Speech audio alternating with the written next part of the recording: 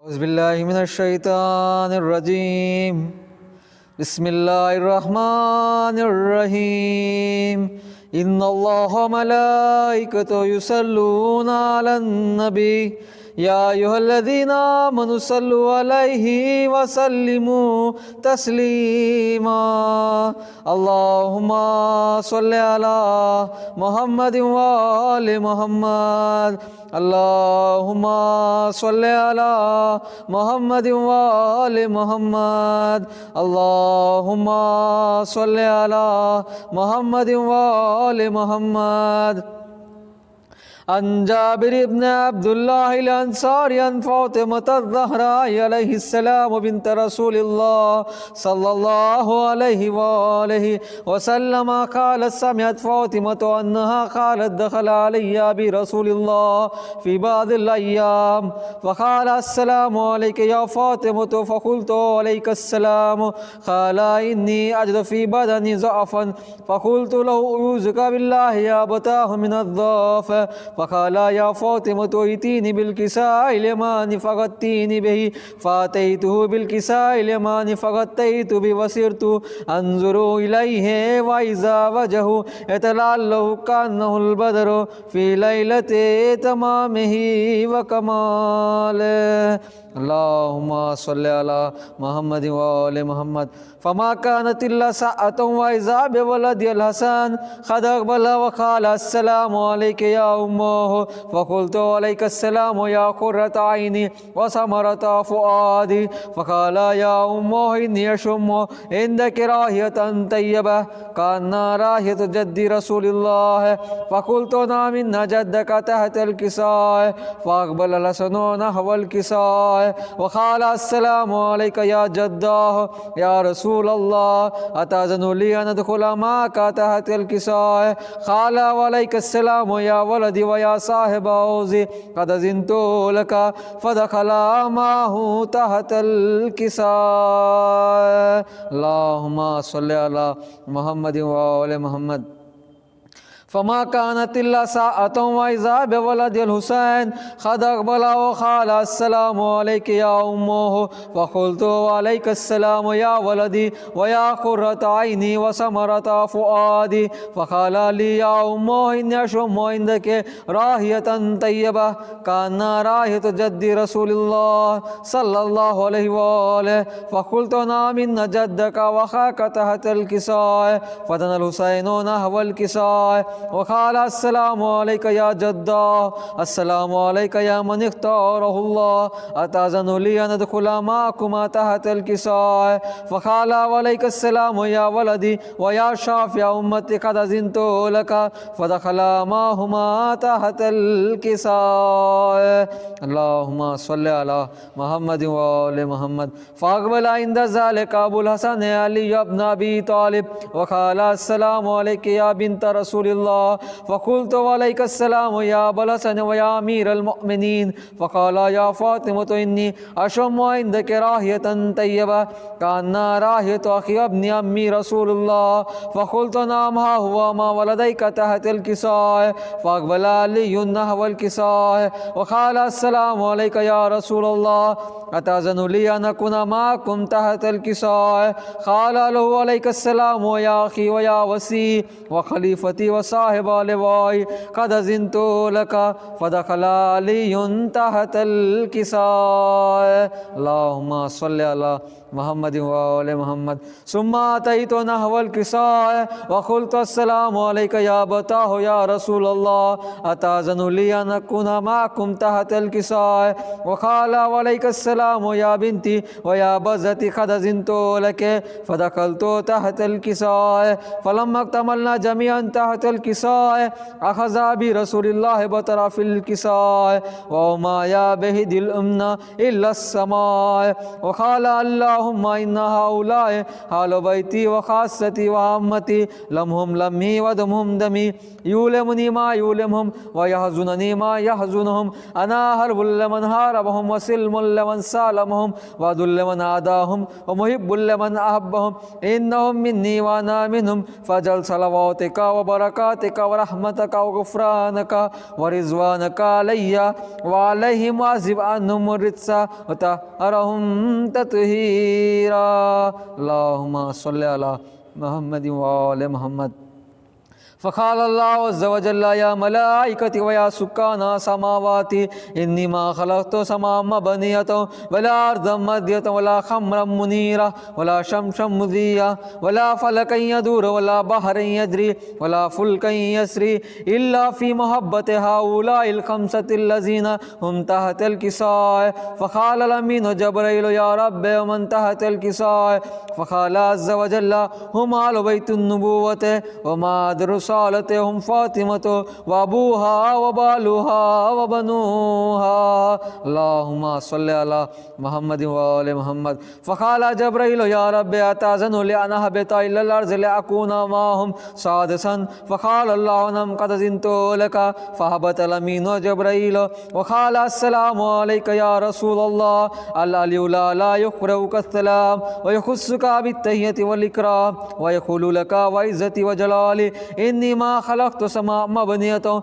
ولا أرضا مادية ولا خمرا منيرا ولا شمسا مضيا ولا فلكا يدور ولا بحرا يجري ولا فلكا يسري إلا لأجلكم ومحبتكم وقد أذن لي أن أدخل معكم فهل تأذن لي يا رسول الله؟ فقال رسول الله وعليك السلام يا أمين وحي الله إنهم نعم قد أذنت لك. فدخل جبريل معنا تحت الكساء. اللهم صل على محمد وآل محمد. فقال لأبي إن الله قد أوحى إليكم يقول إنما يريد الله ليذهب عنكم الرجس أهل البيت ويطهركم تطهيرا. اللهم صل على محمد وآل محمد. فقال علي لأبي يا رسول الله أخبرني ما لجلوسنا هذا تحت الكساء من الفضل عند الله. فقال النبي والذي بعثني بالحق نبيا واصطفاني بالرسالة نجيا ما ذكر خبرنا هذا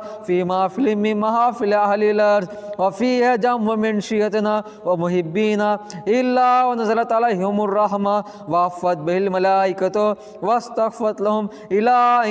يتفرقوا. اللهم صل على محمد وآل محمد. فقال علي نزم والله فزنا وفاز شيعتنا ورب الكعبة. فقال النبي ثانيا يا علي والذي بعثني بالحق نبيا واصطفاني برسالته نجيا ما ذكر خبرنا هذا في محفل من محافل أهل الأرض وفيه جمع من شيعتنا ومحبينا وفيه مهموم إلا وفرج الله همه ولا مغموم إلا وكشف الله غمه ولا طالب حاجة إلا وخذ الله حاجته. فقال علي نزم والله فزنا وسعدنا وكذلك شيعتنا فازوا وسعدوا في الدنيا والآخرة ورب الكعبة. اللهم صل على محمد وآل محمد. اللهم صل على محمد وآل محمد. اللهم صل على محمد وآل محمد. بسم الله الرحمن الرحيم. اللهم إني أسألك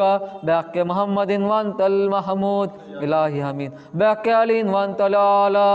بحق فاطمة وأنت فاطر السماوات والأرض وبحق الحسن وأنت المحسن وبحق الحسين وأنت خديم الإحسان وبحق الأئمة التسعة الطاهرين من ذرية الحسين عليهم السلام. اللهم صل على محمد وآل محمد وعجل فرجهم.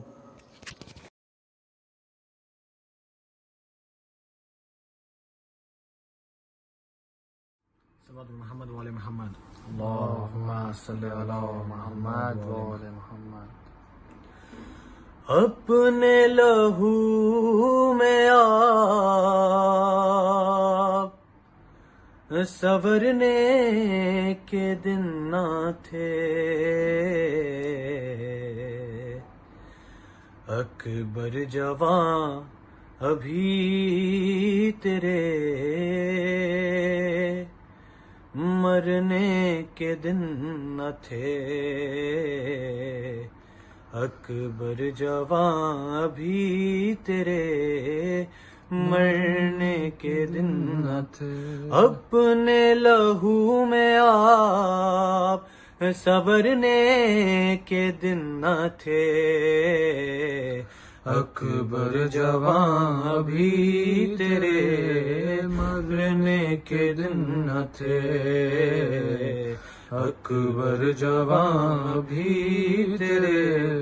مرنے کے دن نہ تھے۔ رکتا نہیں ہے سینے سے جو خون ہے رواں، اے لال یہ بتا دو کہ کس جان لگی سنا، اپنی ریاضتوں کا خزینہ تو دیکھ لوں، اکبر ہٹاؤ ہاتھ میں سینہ تو دیکھ لوں، اپنے لہو میں آپ سنورنے کے دن نہ تھے، اکبر جوان بھی تیرے مرنے کے دن نہ تھے، اکبر جوان بھی تیرے مرنے کے دن نہ تھے۔ تم کیا گرے ہو مقتل میں اٹھ نہ سکا حسین، تم کو سینہ لگی ہے اور زخمی ہوا حسین، آنکھیں جو تم چراتے ہو دل چھوڑتے ہیں ہم، تم ہچکیاں جو لیتے ہو دم توڑتے ہیں ہم، اپنے لہو میں آپ سنورنے کے دن نہ تھے، اکبر جوان بھی تیرے مرنے کے دن نہ تھے۔ اولاد پر جب آتا ہے 18واں برس، خوشیاں سمیٹ لاتا ہے 18واں برس، دولہا سے آپ لگتے تھے ہر ایک لباس میں، دل ماں کا شاد رہتا تھا سحر کی آس میں، اپنے لہو میں آپ سنورنے کے دن نہ تھے، اکبر جوان بھی تیرے مرنے کے دن نہ تھے۔ قاصد کھڑا ہے پہلو میں اے لال دیکھ لو،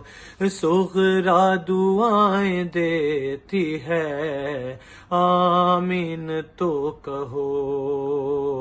رکھتا ہوں خط کو لاش پہ دل بھر جواب دو، صغرا سلام کہتی ہے اکبر جواب دو، اپنے لہو میں آپ سنورنے کے دن نہ تھے، اکبر جوان بھی تیرے مرنے کے دن۔ اے شاہ کبریا مجھے ہمت عطا کرے، اے شاہ کبریا مجھے قوت عطا کرے، لاش جواں اٹھانے کی ہمت عطا کرے، آنکھوں کا نور لے گئی نور نظر کی لاش، خیبر کے در سے وزنی ہے میرے پہ سر کی لاش، اپنے لہو میں آپ سنورنے کے دن نہ تھے، اکبر جوان بھی تیرے مرنے کے دن تھے، اکبر جوان بھی تیرے مرنے کے دن تھے، بس اے رضا کلام کو کر دو یہاں تمام، مشغول گریہ ہو گئے مجلس میں خاص و عام، صدمہ بدن کو اکبر ذیشان دیتے ہیں، صبح اذان دیتے تھے اب جان دیتے ہیں، اپنے لہو میں آپ سنورنے کے دن نہ تھے، اکبر جوان بھی تیرے مرنے کے دن نہ تھے۔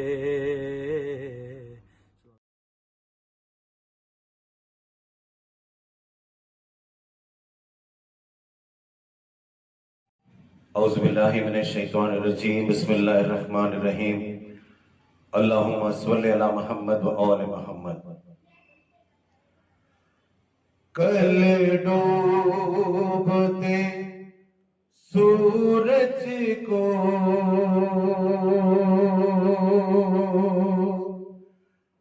ابھارا تھالی نے، افسوس کے دل تھامے ہوئے آج اسی نے، تاریخ میں زہرا کے جنازے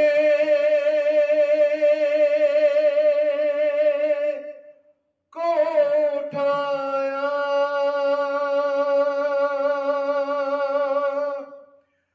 یہ کسی نے مقام فاطمہ زہرا کا جلایا، یہ کسی نے مقام فاطمہ زہرا کا جلایا، پیغمبر اعظم کے، پیغمبر اعظم کے نواسوں کو رلایا، یہ کسی نے مقام فاطمہ زہرا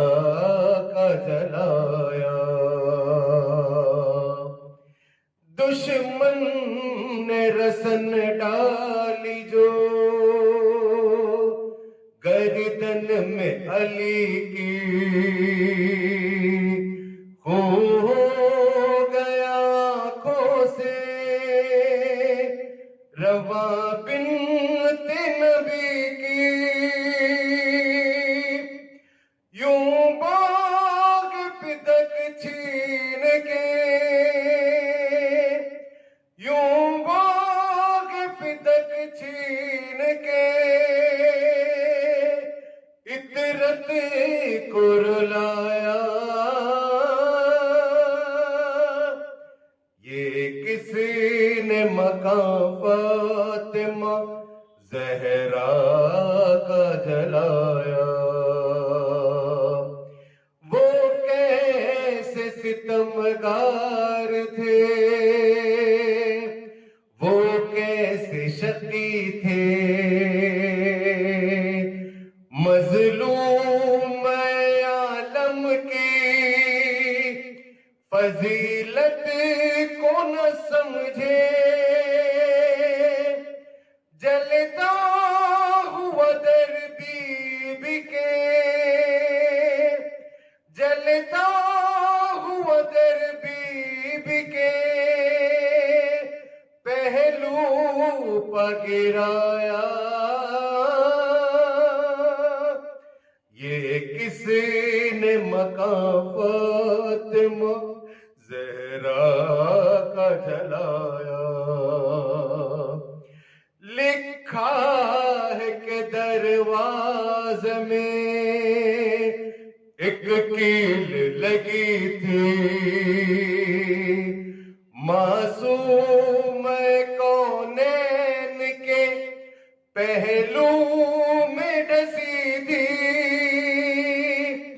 شہزاد کا کیا حال،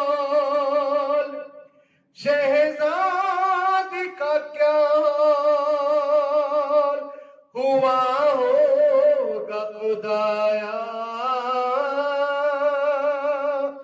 یہ کسی نے مقام فاطمہ زہرا کا جلایا، یہ کیسے ستم مادرے شبیر بتوٹا، ایک شور قیامت دروں دیوار سے اٹھا، خود موت کو بھی موت کا،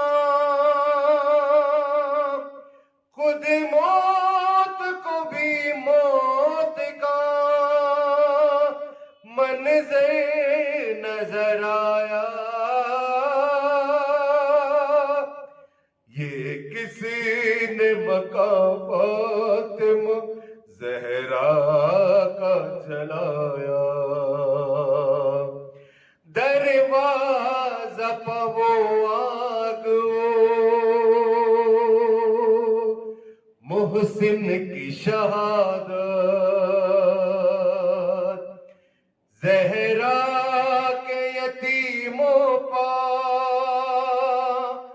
گرا کو ہے مصیبت،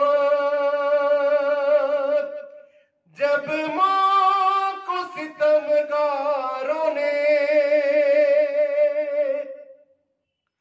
جب ماں کو ستمگاروں نے بچوں سے چھڑایا، یہ کسی نے مقام فاطمہ زہرا کا جلایا، جب مرقد زہرا پا رکھی ہم نے جبینے، ہر شہ سے مجیبانے، ہر شہ سے مجیبانے، لگی غم کی صدائیں، نوحہ در زہرا پا، نوحہ در زہرا پا، جو نزہت نے سنایا، یہ کسی نے مقام فاطمہ زہرا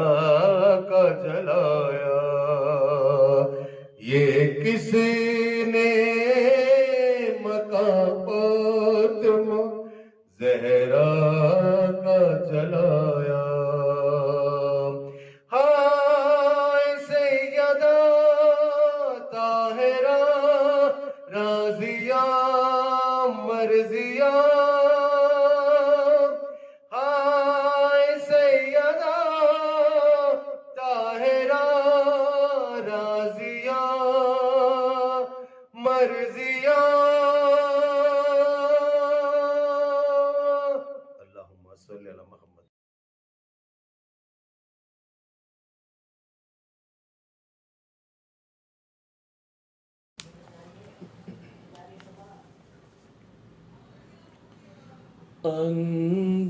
اندھیر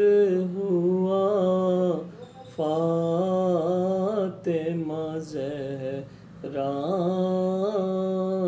نے خزاں کی، تھی ہوئی برباد رسول دوسرا کی، اندھیر ہوا فاطمہ زہرا نے خزاں کی، ٹوٹا اثر غم سے دل شبر و شبیر، ٹوٹا اثر غم سے دل شبر و شبیر، افسوس نبی زادوں پہ گردوں نے جفا کی، اندھیر ہوا فاطمہ زہرا نے خزاں کی، تا عرش گئے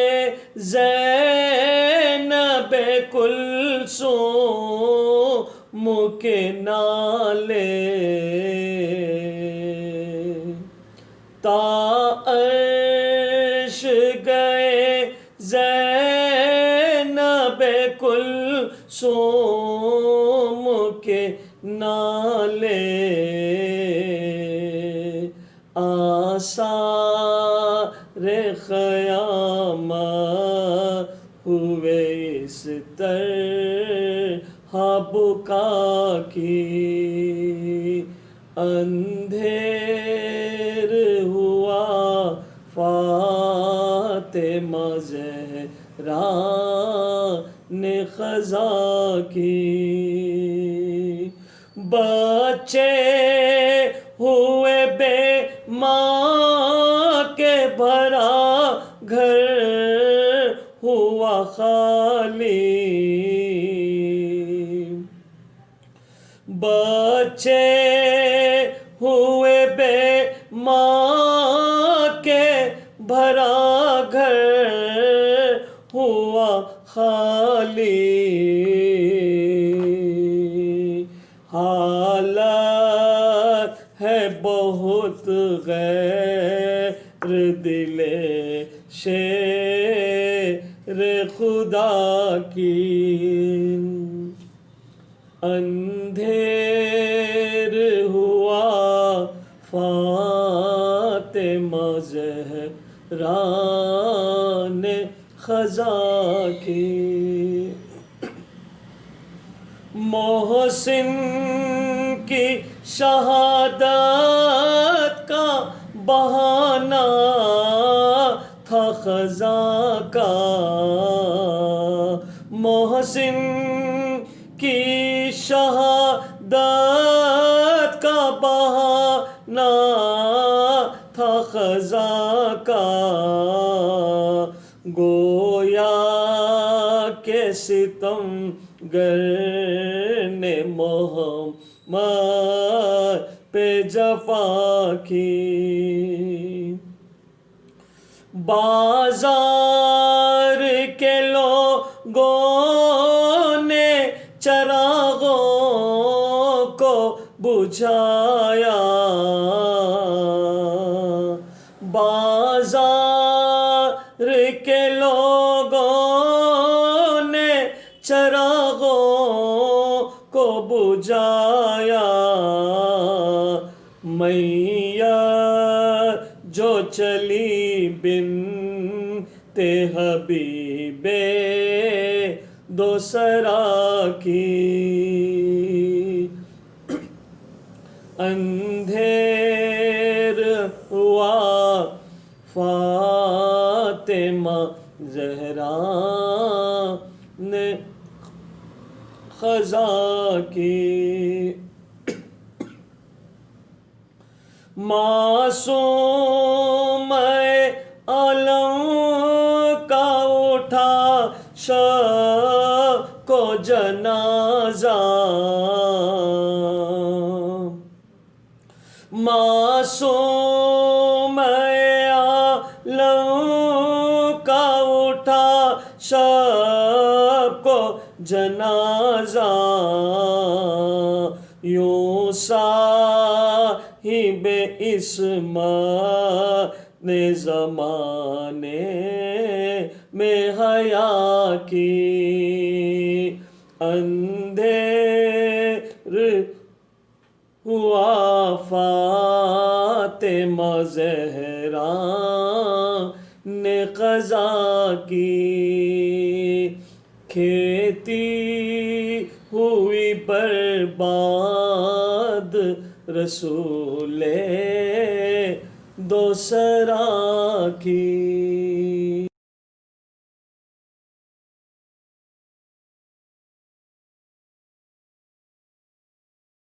محمد وآل محمد۔ اللهم صل على محمد وآل محمد۔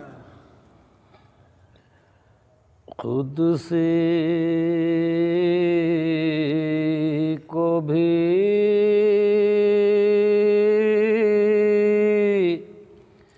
ہے غم کی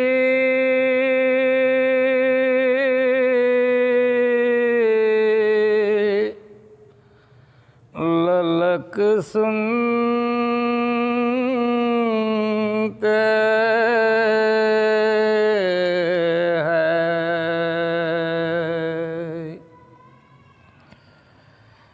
ایک شور بکا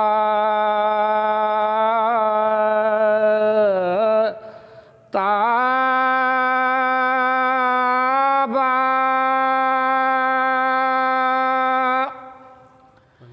فلک سنتے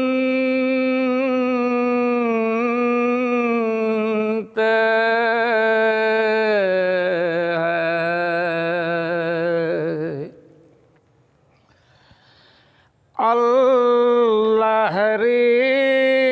بلندی تیری اے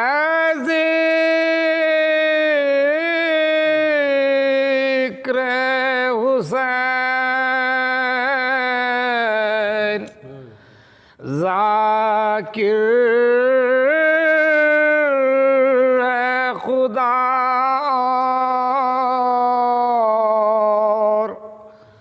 ملک سنتے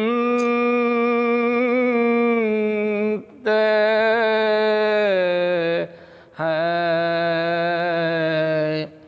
خود سی کو بھی صلوات بر محمد و آل محمد۔ صل على محمد وآل محمد۔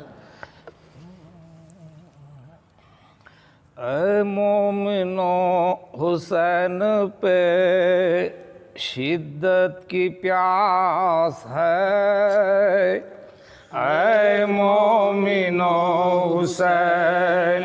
پہ شدت کی پیاس ہے، جنگل میں فاطمہ کا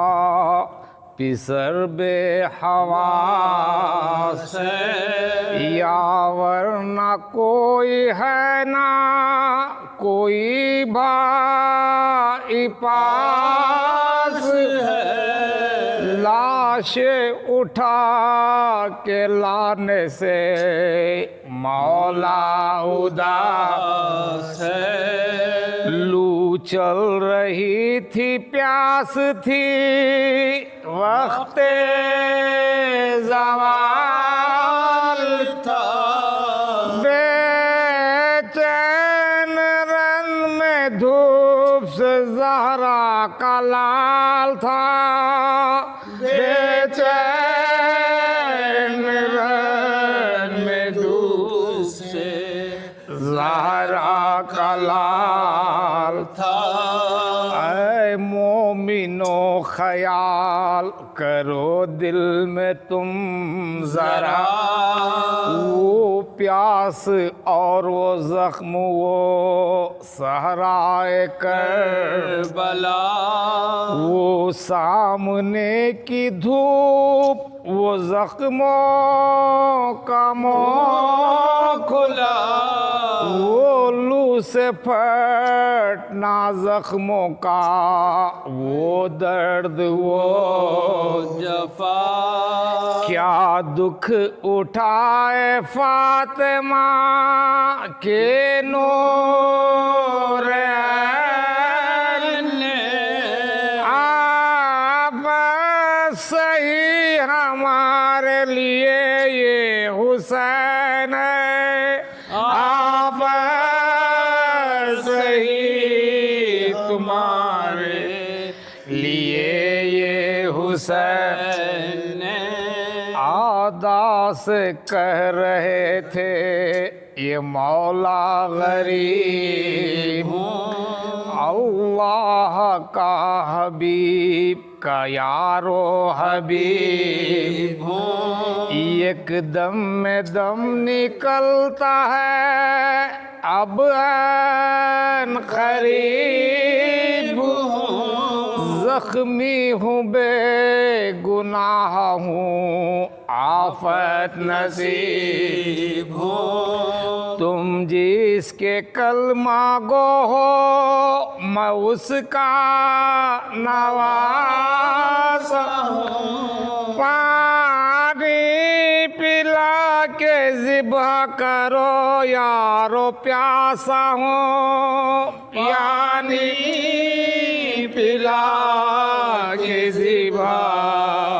کرو یارو پیاسا ہوں کہتے تھے یہ حسین کہ ایک زلزلہ ہوا ساتوں طبق زمین کے ہلے آسمان ہلا ناگاہ آئی فاطمہ زہرا کی صدا وقت نماز عصر بھی نزدیک آ گیا طفلی میں جو کہا تھا وہ وعدہ وفا کرو جلدی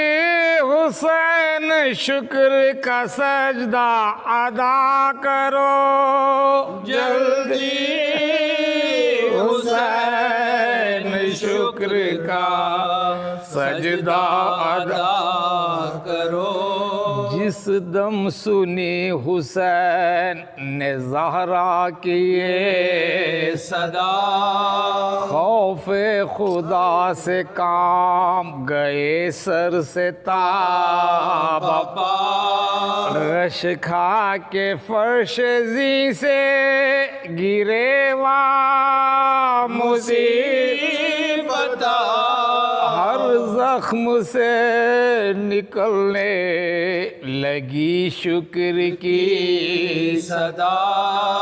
سجدے میں سر تھا دھیان تھا اس کا رسالت پر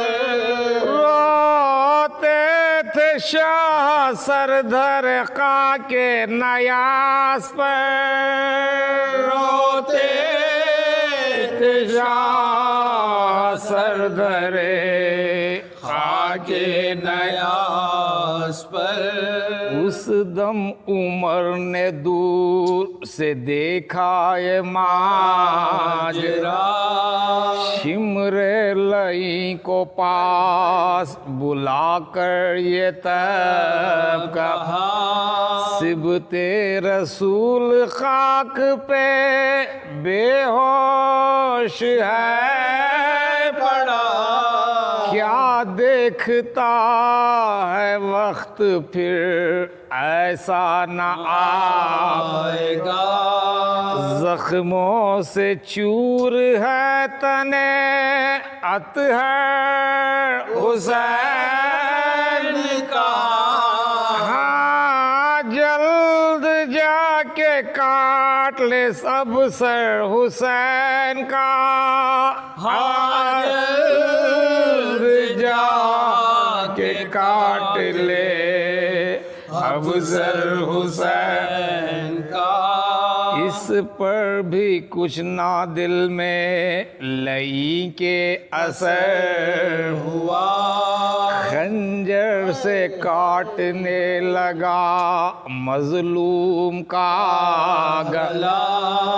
اس وقت آئی فاطمہ زہرا کی صدا, شمر میرا لال ہے بے جرم و بے خطا, یہ ظلم مصطفیٰ کے نواسے کے حلق پر خنجر نہ پھیر بھوکے پیاسے کے حلق پر, خنجر نہ پھیر بھوکے پیاسے کے حلق پر. میں نے بڑے دکھوں سے ہے پالا حسین کو, ناحق تو ذبح کرتا ہے پیاسا حسین کو. للہ نظر تیغ تو تڑپا حسین کو, پھٹتے ہیں زخم ہوتی ہے ایذا حسین کو. ظالم کا لہجہ پھٹتا ہے مجھ دل ملول کا, بچے کو میرے چھوڑ دے صدقہ رسول کا, بچے کو میرے چھوڑ دے صدقہ رسول کا.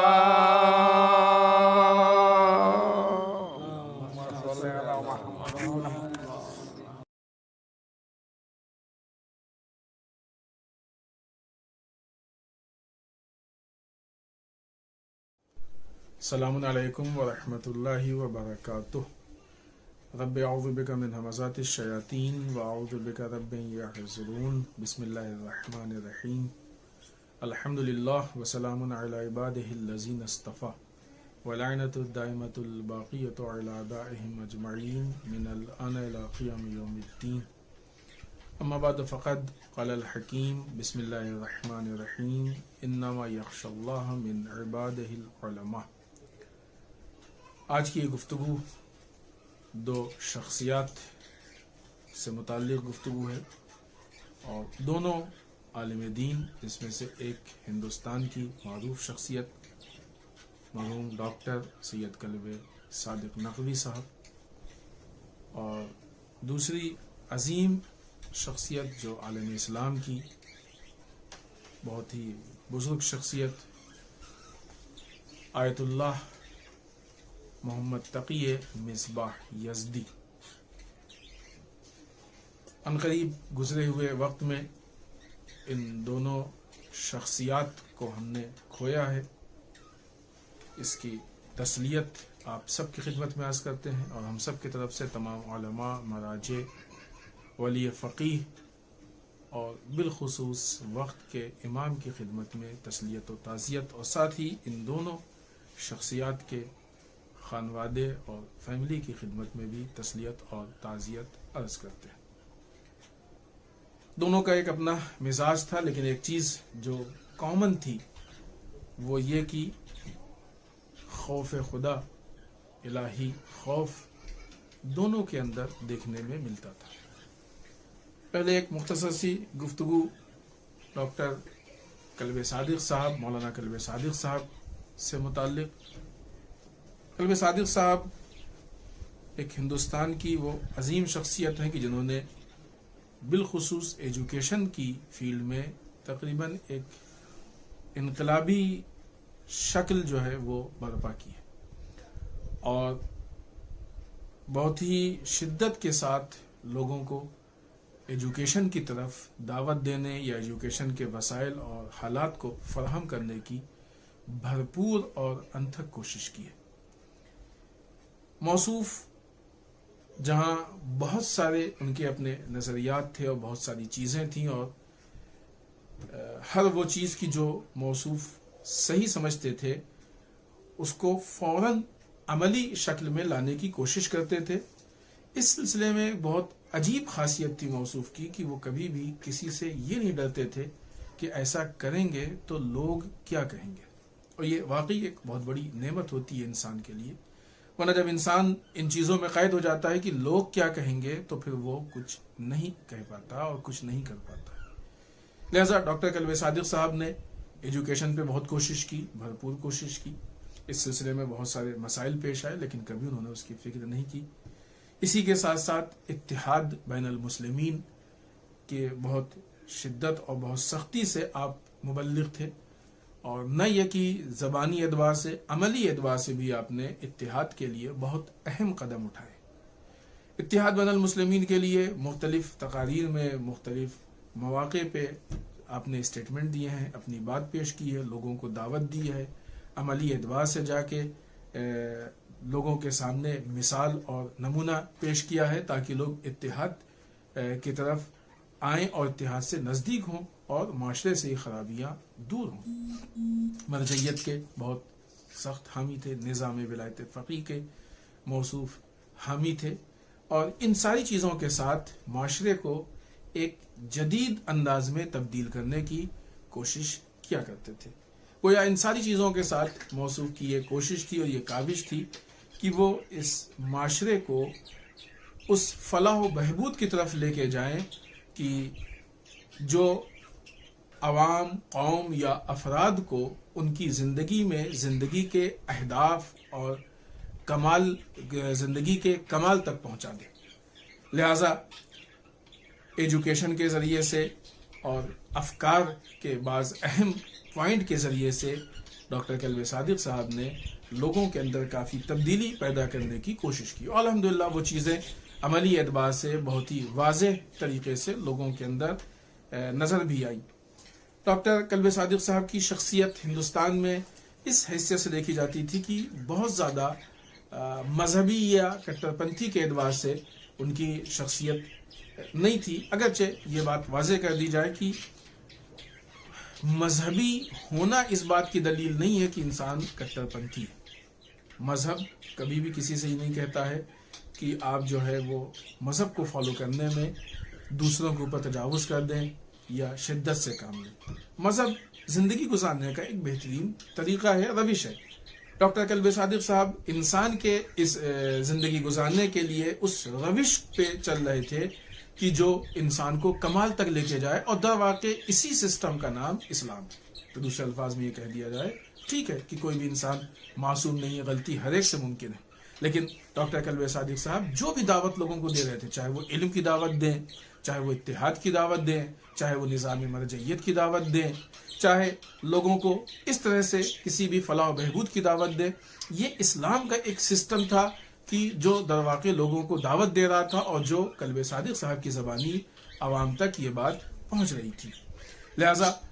ڈاکٹر کلب صادق صاحب ان ساری چیزوں کے ذریعے سے یوں کہا جا سکتا ہے کہ پریکٹیکلی اعتبار سے در واقع وہ اسلام کو پریزنٹ کر رہے تھے، اسلام کو پیش کر رہے تھے، جبکہ دوسرے اعتبار سے ان کی شخصیت دیکھی گئی ہے، وہ شخصیت کو اس جہت سے دیکھا گیا ہے کہ مثلا ایک سیکولر ٹائپ کی شخصیت ہے، در واقع وہ بہت سی جگہوں پہ جو مذہب کو پیش کر رہے تھے، تو مذہبی یہی کہتا ہے کہ اس طریقے سے پیش آؤ کہ پورے معاشرے کے فلاح و بہبود کی بات کی جائے۔ ان ساری چیزوں میں یقیناً جو ہم نے قرآن مجید کی آیت شریفہ ابتدا میں آپ کی خدمت میں پیش کی، انما یخشی اللہ من عبادہ العلماء، اللہ کے بندوں میں اس سے خوف و خشیت رکھنے والے سب سے زیادہ علماء ہیں، یعنی جتنا انسان کے اندر علم میں اضافہ ہوتا ہے اتنی ہی اللہ کی معرفت بڑھتی ہے، اور جتنی معرفت بڑھتی ہے اتنی ہی خشیت الہی اس کے اندر بڑھتی ہے۔ لہذا جب انسان کے اندر الہی خوف پیدا ہوتا ہے تو وہ پھر اپنی ذمہ داریوں کا احساس کرتا ہے۔ شاید یہی ذمہ داریوں کا احساس تھا کہ جس کی بنیاد پہ ڈاکٹر کلب صادق صاحب نے معاشرے میں بہت سارے ایسے عملی بہت ساری ایسی عملی مثال قائم کی ہے کہ جو آج بھی لوگوں کے درمیان باقی ہے۔ دوسری طرف سے ایک عظیم شخصیت کی جس کی یادگار میں ہم یہاں گفتگو کر رہے ہیں، جن کی یاد میں، وہ آیت اللہ محمد تقی مصباح یزدی، یقیناً دنیا کی ایک عظیم شخصیت، فلسفہ، عرفان، اخلاق اور بہت سارے علوم میں مہارت تھی آپ کو۔ آپ بہت ساری چیزوں میں بے مثال تھے، آپ کی دنیا میں مثال نہیں تھی۔ یہ تو حالات کا تعصب ہے کہ دنیا نے صحیح سے، یعنی قوم کے باہر یا مسلمانوں کے باہر جو افراد ہیں، انہوں نے جس طریقے سے اس شخصیت سے فائدہ اٹھانا چاہیے، استفادہ کرنا چاہیے، نہیں کر پائے۔ لیکن آقا مصباح یزدی نے اپنی ذمہ داری کا احساس کرتے ہوئے اپنے شاگردوں کی پوری ایک صف تیار کی، شاگردوں کا پورا حلقہ تیار کیا، اپنا ایک سینٹر قائم کیا جس کے ذریعے سے علم، فکر لوگوں کے درمیان اس طریقے سے پروان چڑھی کہ بہترین تربیت کر کے آپ نے شاگردوں کو معاشرے کے حوالے کیا۔ اور آج ہمیں لگتا ہے کہ دنیا کے بیشتر حصوں میں آقا مصباح یزدی کے شاگردان موجود ہیں کہ جو لوگوں کے سامنے اسلام یا الہی نظام یا انسانی تقاضوں کی ترویج کر رہے ہیں اور تبلیغ کر رہے ہیں، اور لوگوں تک اس پیغام الہی کو پہنچا رہے ہیں کہ جس کا پہنچانا ہم سب کی ذمہ داری ہے۔ اور آیت اللہ مصباح یزدی نے اس کا خواب دیکھا تھا اور اس کو مکمل کرنے کی بھرپور کوشش کی۔ آیت اللہ مصباح یزدی کی بھی شخصیت ایسی ہے کہ بہت ہی پریکٹیکلی شخصیت ہے آپ کی، بہت ہی عملی شخصیت ہے۔ آقا مصباح کے نزدیک اگرچہ وہ اخلاقی اعتبار سے بہت ہی عظیم درجے پہ فائز تھے، اور واقعی جو اخلاقی یا انکساری آپ کے یہاں دیکھی جاتی ہے اور اخلاقی صفات دیکھے جاتے ہیں، واقعی وہ بہت کم جگہوں پہ نظر آتے ہیں۔ لیکن دوسری طرف سے آقا مصباح یزدی جب معاشرے میں کہیں اپنی ذمہ داری کو، کسی ذمہ داری کو محسوس کرتے تھے، تو پھر اس کو عمل کرنے میں ذرا سا بھی آپ کو کوئی جھیپ، یا بعض اوقات ہوتا ہے لوگوں میں اس چیز کا احساس ہوتا ہے کہ مثلا ہماری ایک شخصیت ہے، فلاں کام ہماری شخصیت کے مطابق نہیں ہے، ہمارے معیار کے مطابق نہیں ہے، اس کام کو کریں گے تو ایسا نہ ہو کہ ہماری شخصیت میں کچھ سبکی آ جائے، تھوڑا سا لوگوں کے سامنے کم ہو جائے، شایان شان نہیں ہے۔ آقا مصباح یزدی نے کبھی بھی ایسا نہیں سوچا ہے۔ بہت ساری ایسی مثالیں ہیں کہ جب معاشرے میں آپ کو کسی ذمہ داری کا احساس ہوا ہے اور یہ آپ کو لگا کہ اس وقت کی ضرورت ہے کہ اس کام کو کیا جائے، تو آقا مصباح یزدی نے بغیر کسی تکلف کے اس کام کو انجام دیا ہے، خود کیا ہے یا اپنے افراد سے اس کام کو کروایا ہے۔ مثلاً بعض اوقات الیکشن میں ایران میں جب ایسے حالات پیش آئے کہ آقا مصباح یزدی نے دیکھا کہ غلط قسم کے کینڈیڈیٹ ہیں اور اس کے مقابلے میں ایک واقعی برحق کینڈیڈیٹ ہے، تو آقا مصباح یزدی نے جو صحیح کینڈیڈیٹ ہے اس کی بھرپور حمایت کی اور افراد سے کہا کہ حمایت کرو۔ یا بعض اوقات بعض لوگ در واقع آقا مصباح یزدی کی زندگی میں ایک بہت اہم گوشہ، بہت مضبوط گوشہ جو دیکھنے میں ملتا ہے وہ یہ کہ انہوں نے نظام اسلام اور حکومت اسلامی کی تقویت کی بھرپور کوشش کی اور مکمل کوشش کی۔ در واقع یہ جو آقا مصباح یزدی کی زندگی میں صفت ہے، چونکہ یہ ایام وہ ایام ہے کہ جس میں ہم لوگ صدیقہ طاہرہ حضرت فاطمہ زہرا سلام اللہ علیہا کی یاد منا رہے ہیں، آپ کی شہادت کی یاد منا رہے ہیں۔ صدیقہ طاہرہ کی شہادت کا جو ریزن ہے، جو سبب ہے، جو آپ کی تحریک کی بنیاد ہے، جو تحریک کے اسباب ہیں، جو وجہ ہے، جس چیز کو آپ چاہتی تھیں، وہ یہی کہ حکومت اسلامی پہ ایک غلط شخص تھا کہ بی بی یہ چاہتی تھیں کہ جو اس کا مستحق ہے وہ اس مقام پہ پہنچ جائے، اور اس کی وجہ یہ تھی کہ بی بی کو معلوم تھا کہ اگر غلط شخص حکومت اسلامی پہ آ جائے گا تو اس سے نظام اسلام کمزور پڑ جائے گا، حکومت کمزور ہو جائے گی۔ صحیح شخص آئے گا تو نظام مضبوط ہوگا، حکومت مضبوط ہوگی۔ لہذا صدیقہ طاہرہ نے حکومت کے استحکام، حکومت کی تقویت کے لیے، نظام کی تقویت کے لیے، اسلام کی تقویت کے لیے اتنی زبردست طریقے سے تحریک برپا کی اور اتنا عظیم قیام کیا کہ جو لوگوں کے لیے آج بھی یادگار ہے۔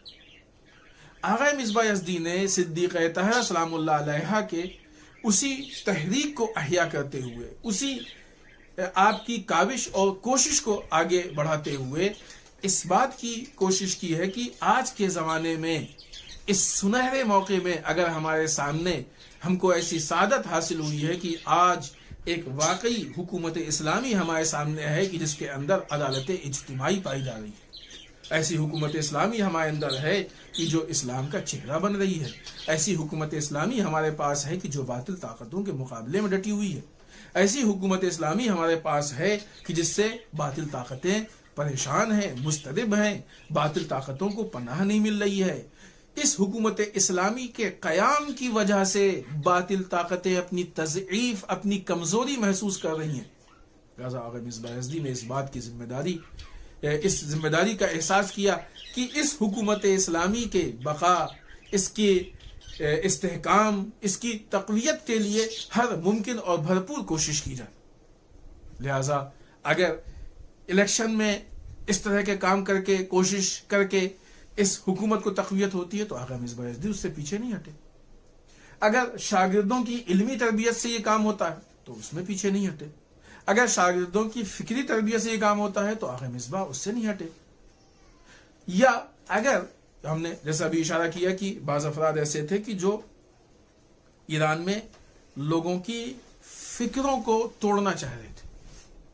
اور فکروں میں وسوسہ پیدا کرنا چاہ رہے تھے، اس طرح کے جملے کہتے تھے، اس طرح کی باتیں کرتے تھے، اس طرح کی تقریر کرتے تھے کہ جس سے لوگوں میں ایک طرح کا شبہ پیش ہونے کے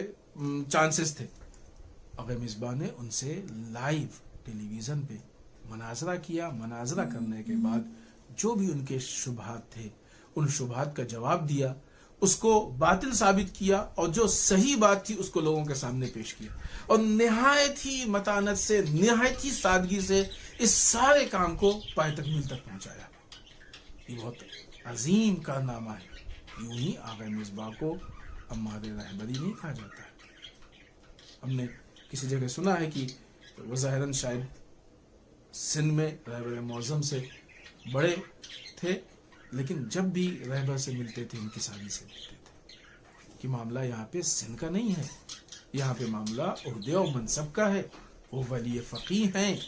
اور ہم ان کے امت کے اعتبار سے ہیں، ہمارے لیے ان کی اطاعت ضروری ہے۔ جب آغا مصباح جیسی شخصیت رہبر معظم کے سامنے انکساری سے اور جھک کے ملے تو پھر باقی لوگوں کو یہ سمجھ لینا چاہیے کہ وقت کے ولی فقیہ اور نظام ولایت فقیہ کے سامنے کس طریقے سے ان کو اپنے ذمہ داریوں کا احساس کرنا چاہیے۔ لہذا آغا مصباح یزدی نے ان سارے طریقوں سے اپنی ذمہ داری کو انجام دینے کی اور پائے تکمیل تک پہنچانے کی کوشش کی۔ لیکن اسی کے ساتھ ساتھ جو آپ کا علمی کارنامہ ہے اور جو شاگردوں کی آپ نے تربیت کی ہے، ایسا نہیں ہے کہ مثلاً بعض اوقات ہوتا ہے جب انسان پولیٹکس میں بہت آگے بڑھ جاتا ہے تو اکثر ایسا ہوا ہے کہ پولیٹیشین کے ہاں آپ کو اخلاق کی کمی محسوس ہوئی، لیکن آغا مصباح جہاں پولیٹکس میں آپ کی بہت ہی عمیق نگاہ تھی، وہیں اخلاق کے میدان میں ایک بے مثال شخصیت تھی آپ کی، اور ایک عجیب شخصیت تھی آغا مصباح کی۔ اور اسی طریقے سے آپ نے اپنے شاگردوں کی بھی تربیت کی کوشش کی کہ ایسا نہ ہو کہ وہ پولیٹکس اور پولیٹیشین کے حالات کو دیکھتے دیکھتے اخلاقیات سے خدا نخواستہ نعوذ باللہ دور ہو گئے۔ لہٰذا آپ دیکھیں بعض اخلاق پہ جو ان کی تقاریر ہیں، جو ان کی اسپیچ ہے، وہ بہت خوبصورت اسپیچ ہے۔ واقعی انسان بعض اوقات ان تقاریر کو سن کے انسان کانپ جاتا ہے، انسان کی روح کانپ جاتی ہے کہ کتنی دقیق اور عمیق نگاہ کے ساتھ ان نکات کو پیش کر رہے ہیں کہ جو آج بہت ہی عام ہو چکے ہیں، بہت ہی لوگوں میں بہت زیادہ رائج ہو چکے ہیں۔ لہذا اس اعتبار سے آغا مصباح یزدی نے ایک بیلنس کو لوگوں کے سامنے پیش کیا کہ جو مکتب اہل بیت ہے، اہل بیت اطہار علیہ السلام، یا اہل بیت کے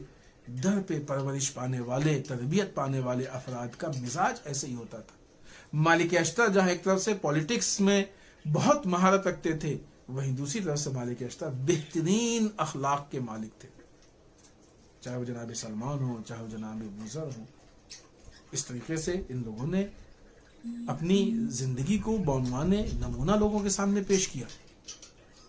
اور آج آقا مصباح یزدی کے ذریعے سے یہ ہمیں بہت ہی واضح طور پہ زندگی گزارنے کا طریقہ اور روش معلوم ہے۔ آقا مصباح کی خاصیت تھی، اور ان کے آرٹیکلز آثار انشاءاللہ اس سے ہم سب استفادہ کریں گے کہ موجودہ زمانے میں جدید اعتبار سے، چاہے وہ سافٹ وار کہہ لیجئے یا ایلومینیٹی وغیرہ کے حملات کہہ لیجئے، کہ اس کے اعتبار سے جو بھی قوم پہ اٹیک ہوا ہے، حملہ ہوا ہے، یا انسانیت پہ جو حملہ ہوا ہے، آقا مصباح نے اس کے دفاع کی بھرپور کوشش کی، چاہے وہ اخلاقی اعتبار سے ہو۔ حتیٰ ایک آرٹیکل ان کا کہ جس میں مثلا ایجوکیشن کے اعتبار سے جو معاشرے میں ایک خرابی پیدا کی جا رہی ہے، آقا مصباح نے وہ پوائنٹس نکال کے لوگوں کو بتائے ہیں کہ آج کے ایجوکیشن کے سسٹم میں یہ پرابلمز پائی جاتی ہیں اور ان کا حل یہ۔ بہت ہی خوبصورت انداز میں وہ تحریر پیش کی ہے کہ جو واقعی ہم یہ نہیں کہیں گے کہ وہ افراد کہ جن کا تعلق ایجوکیشن کی فیلڈ سے ہے وہ حتماً اس کو پڑھیں، نہیں، کس کا تعلق ایجوکیشن کی فیلڈ سے نہیں ہے، یا انسان پڑھانے والا ہے یا پڑھنے والا ہے، اور ہمارے روایات میں بھی ہے، یا عالم ہو جاؤ یا طالب علم ہو جاؤ یا ان سے وابستہ ہو جاؤ۔ ہر انسان کو ایسے آرٹیکلز اور ایسی چیزوں کو جاننا چاہیے، کیونکہ ایجوکیشن کے ذریعے سے جو حملے ہوتے ہیں وہ ہر ایک تک پہنچتے ہیں، کوئی اس سے بچتا نہیں ہے۔ حتیٰ وہ افراد بھی کہ جو اہل علم نہیں ہیں، جو پڑھتے نہیں ہیں، جو پڑھنا نہیں چاہتے ہیں، وہ بھی ان حملات سے محفوظ نہیں رہتے۔ آقا مصباح یزدی نے اس طرح کے بہت اہم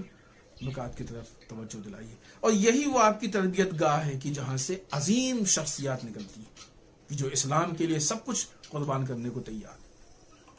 بہت علماء کی فضیلت کے لیے بہت ساری روایت ہے، ایک روایت ہے اس کا مفہوم آپ کی خدمت میں عرض کر رہے ہیں کہ علماء اپنی میراث میں یہ مادیات نہیں زیادہ یہ چھوڑتے ہیں کہ جو ان کی علمی میراث ہوتی ہے۔ ڈاکٹر کلب صادق صاحب نے مادی اعتبار سے گفتگو نہیں کر رہے ہیں، لیکن علمی اعتبار سے بہت ہی عظیم اور بہت ہی زبردست میراث ہے کہ جو قوم کے حوالے کیا۔ لیکن اسی طریقے سے آقا مصباح یزدی ایک عظیم میراث کو قوم کے حوالے کر کے گئے، بہت ہی وسیع میراث کو قوم کے حوالے کر کے گئے، قوم کو دے کے گئے۔ لیکن دوسری طرف سے ایک حدیث اور کہ جس میں ارشاد ہوتا ہے کہ علماء کی روشنائی، سیاہی جو انک ہوتی ہے قلم میں، پین میں، وہ شہداء کے خون سے افضل ہے۔ شاید اس کے پیچھے یہ وجہ بھی ہو، البتہ یقیناً بہت ساری وجہ ہوتی ہیں، حکمتیں ہوتی ہیں۔ البتہ یہ بات واضح کر دیں کہ یہاں پہ اس حدیث کا یا اس طرح کی گفتگو کا ذرا بھی یہ مقصد نہیں ہے کہ مثلا نعوذ باللہ خدا نخواستہ شہداء کی فضیلت کا، شہداء کی جو اپنی فضیلت ہے، جو اس کے لیے روایات ہیں، جو شہداء کو کمالات اللہ کی طرف سے عطا ہوئے ہیں، وہ اپنی جگہ پہ ہیں، اس میں کوئی بھی کمپرومائز، کوئی سمجھوتا نہیں، اس مقام کو کوئی بھی کم کر ہی نہیں سکتا ہے۔ لیکن پھر روایات آگے بڑھ کے کہتی ہیں کہ جس مقام پہ بھی شہید کا خون ہے، عالم کے قلم کی روشنائی اس سے اوپر ہے، اس لیے کہ یہ قلم کی روشنائی ہے کہ جو ایسے خون کو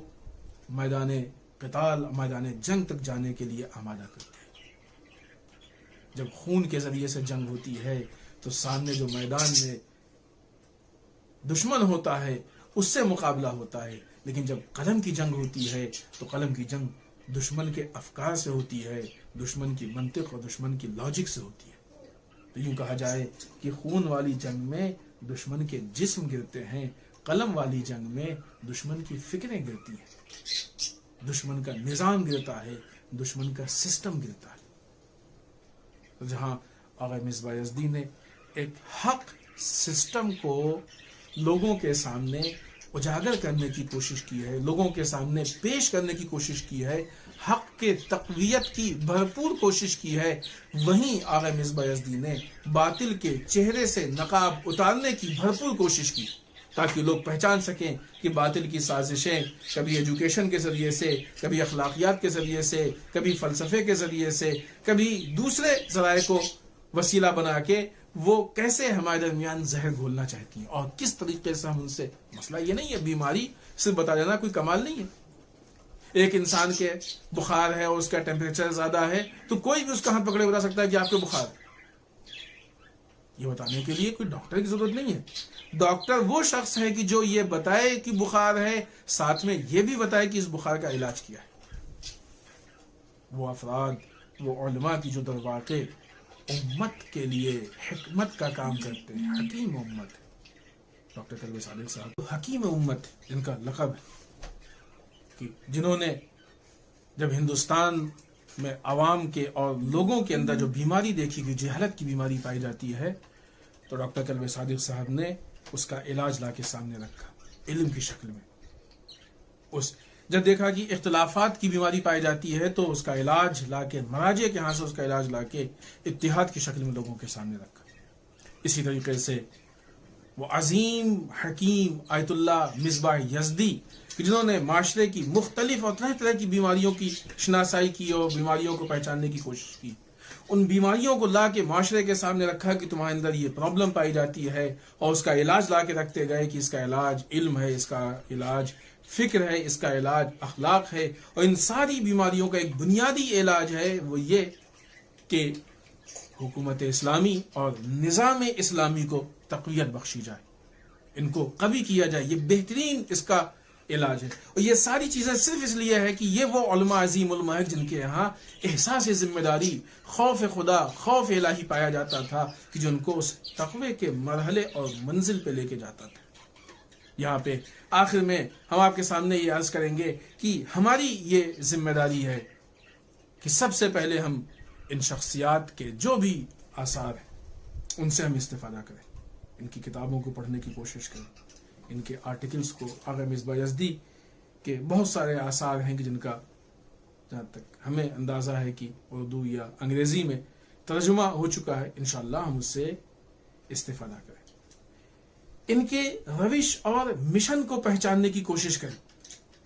کہ کس اعتبار سے یہ اس معاشرے میں آگے کی طرف گئے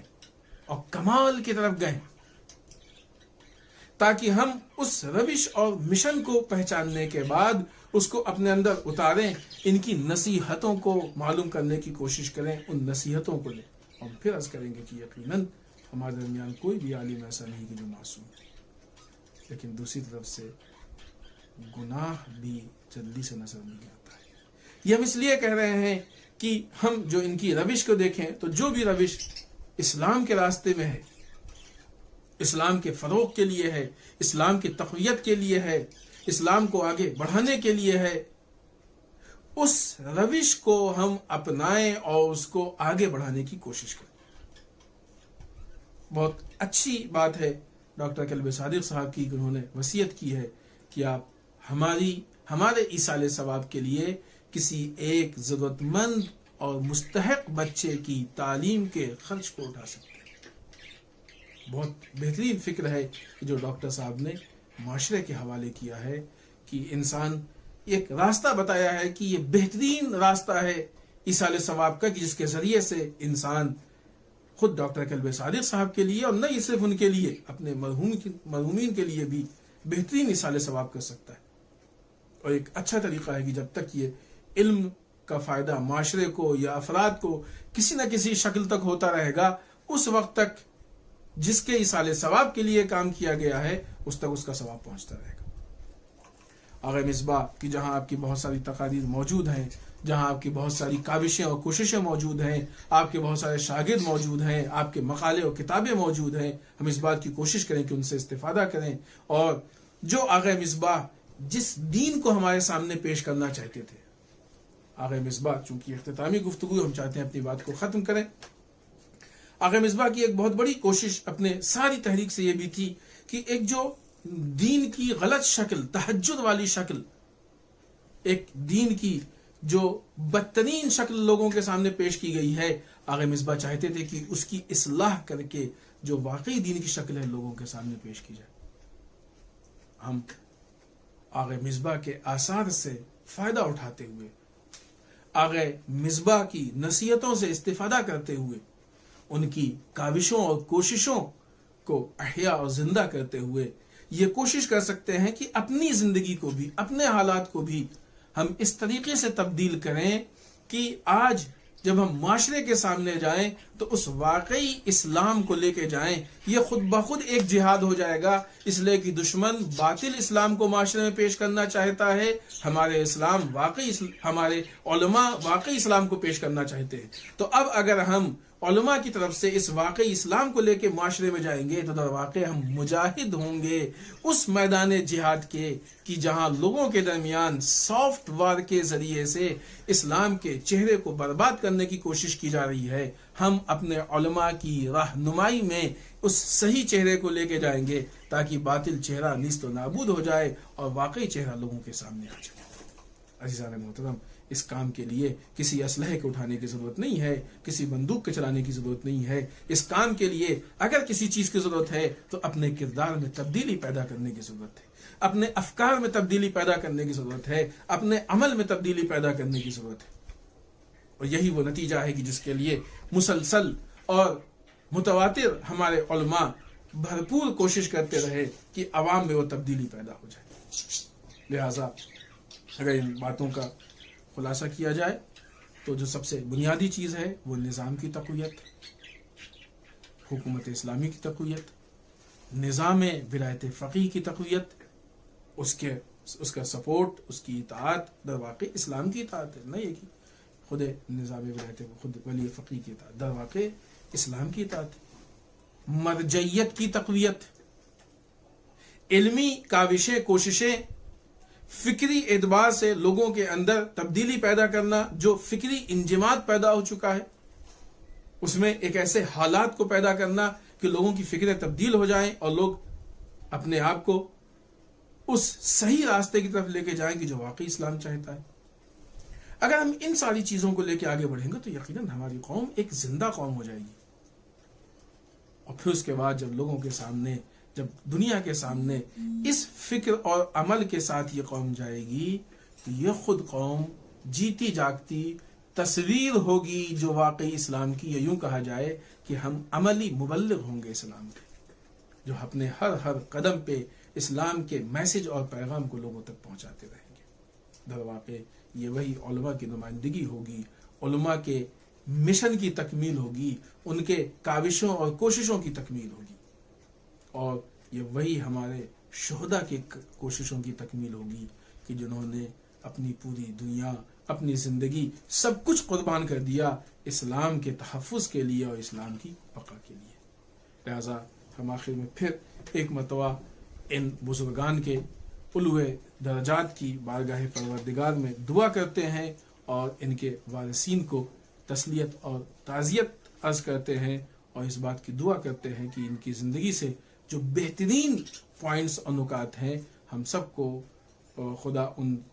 نکات کو اپنانے کی توفیق عنایت فرمائے. والسلام علیکم ورحمۃ اللہ وبرکاتہ.